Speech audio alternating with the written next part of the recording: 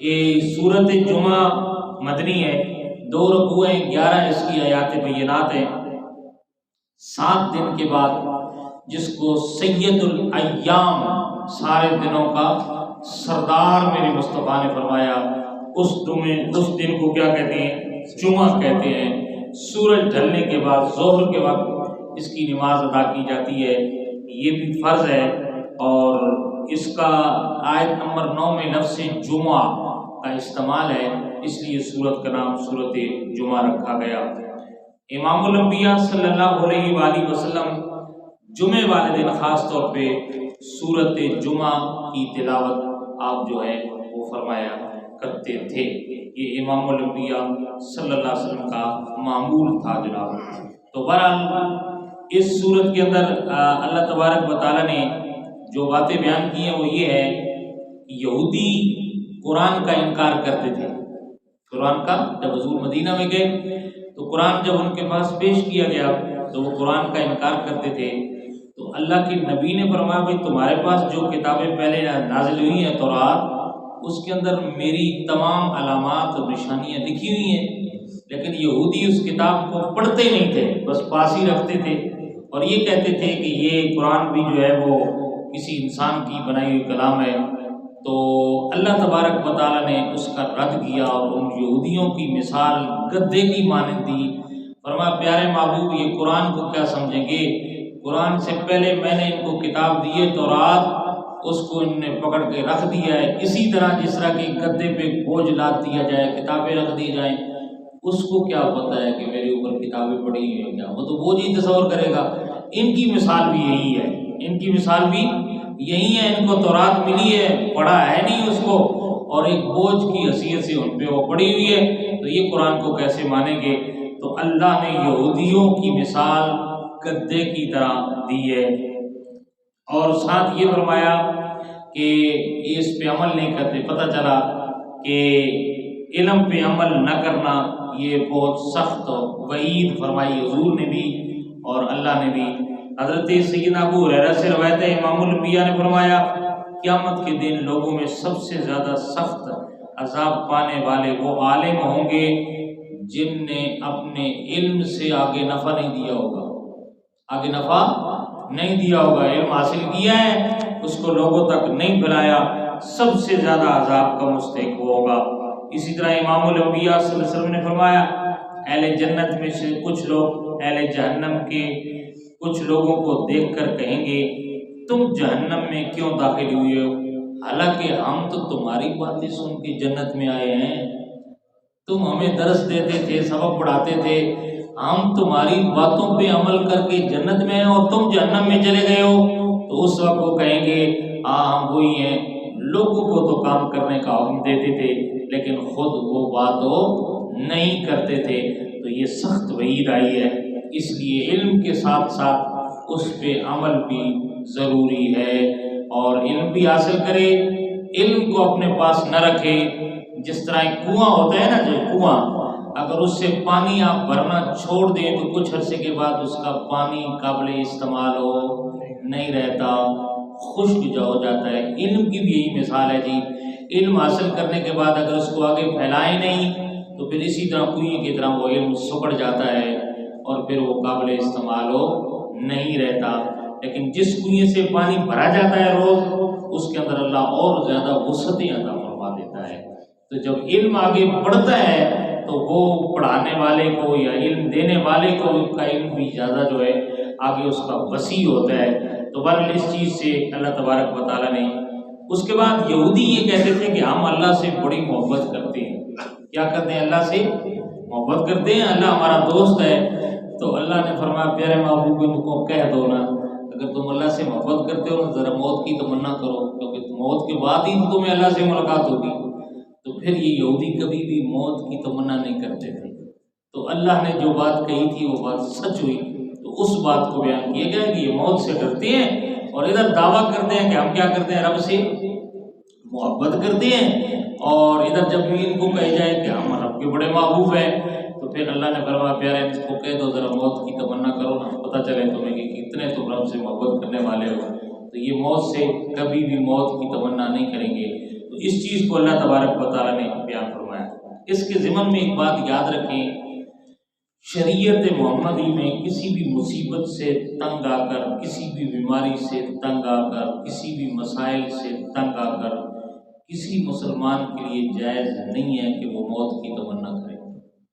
کیا کرے؟ موت کی تمنا کرے، سامنے کرے موت کا سامنا اور رہے۔ حضور اکرم صلی اللہ علیہ وسلم نے فرمایا جب تک مسلمان زندہ رہتا ہے تو اللہ تبارک و تعالیٰ زندگی کی کسی نہ کسی موڑ میں اس کو بھلائی کی توفیق عطا فرما دیتا ہے، اس کو توبہ کی توفیق کو عطا فرما دیتا ہے۔ تو زندہ رہنا بھی اس لیے بہتر ہے۔ تو پھر حضور نے فرمایا موت کی تمنا نہ کرو، ہاں اگر تمنا کرنی ہے تو پھر حضور نے طریقہ یہ بتایا کہ پھر یوں تمنا کرے، اے اللہ اگر میرے لیے موت بہتر ہے تو موت عطا فرما دے، اور اگر زندگی بہتر ہے تو پھر زندگی اس حال میں تو رکھیں، تیرے حال پہ راضی ہوں۔ الحمدللہ یہی مسلمان کا طرح امتیاز ہونا چاہیے۔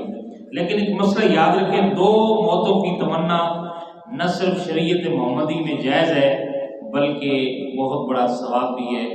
ایک مدینہ منورہ میں مرنے کی تمنا کرنا، یہ رسول اللہ نے فرمایا جو بندہ مدینہ میں مرنے کی تمنا کرتا ہے اور مدینہ میں مر گیا، میرا پڑوس اس کو نصیب ہو گیا، تو کل قیامت والے دن میں اس کی شفاعت بھی کروں گا اور اس کے ایمان کی گواہی بھی کروں گا۔ اور دوسری موت شہادت کی موت ہے۔ بولو کیا ہے؟ شہادت کی موت کی تمنا کرنا یہ بھی مسلمان کے لیے جائز ہی نہیں ہے بلکہ بہت بڑا اجر اور ثواب ہے۔ اور تمنا موت شہادت کی میرے مصطفیٰ نے بھی فرمائی ہے، صحابہ کی بھی یہی تمنا ہوتی تھی، سیدنا عمر فاروق کی بھی یہی تمنا، آپ دعا کرتے تھے اللہم ارزقنی شہادتا فی سبیلک واجعل موتی فی بلد رسولک، اے اللہ مجھے شہادت دینا اور دینا بھی اپنے نبی کے شہر مدینہ میں شہادت دینا۔ اور پھر اللہ نے عمر کی دعا قبول فرمائی۔ تو آگے صورت جمعہ میں جمعے کا فرضیت کو بیان کیا گیا جناب۔ فرمایا یا ایھا الذین آمنوا اذا نودی للصلاۃ من یوم الجمعہ، اے ایمان والو جب تمہیں جمعے کی نماز کے لیے ندا دی جائے، یعنی جمعے کی آذان دی جائے، تو پھر کیا کرو؟ تم سعی کرو، دوڑو۔ کیا کرو؟ دوڑو۔ کس کے لیے؟ اللہ کے ذکر کے لیے۔ دوڑنے سے مراد یہ نہیں کہ بھاگو، یعنی تیاری شروع کر دو۔